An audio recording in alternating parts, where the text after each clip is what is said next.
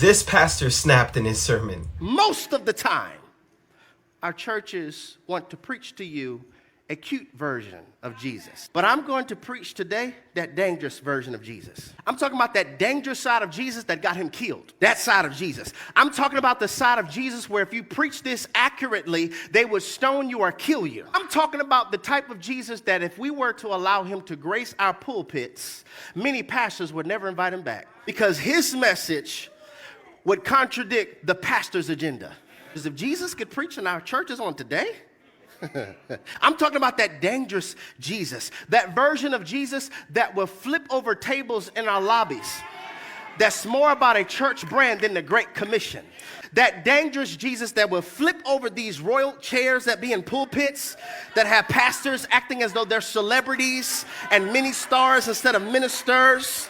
And they care more about gaining followers than making disciples. I'm talking about that Jesus, that dangerous Jesus that will flip over tables that's more about church growth than church health. I'm talking about that dangerous side of Jesus that will frustrate those who are gossiping and bad-mouthing about somebody else's sin who went public. Bad-mouthing those who we know their sexual sin, but if truth be told, many of us did the same thing.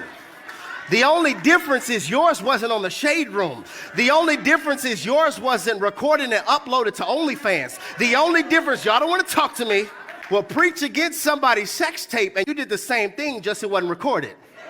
That dangerous version of Jesus that will frustrate racists who claim to be Christian, that will frustrate bigots and frustrate sexism, that dangerous side of Jesus that would frustrate injustice judicial systems who say on our money, in God we trust, and have a Bible in a courtroom that we will put our hands on it to say the truth, but we don't have biblical-based principles to render equality when it comes to verdicts. That Jesus.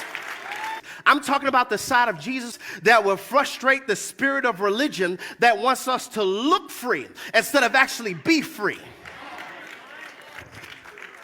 Any place that does not traffic in the love of Jesus. Any house that claims to be a church that does not traffic in discipleship and building up one another and loving each other and teaching them sound biblical principles and sound doctrine. That is not a church, that is a business. That is not a church, that is a cult.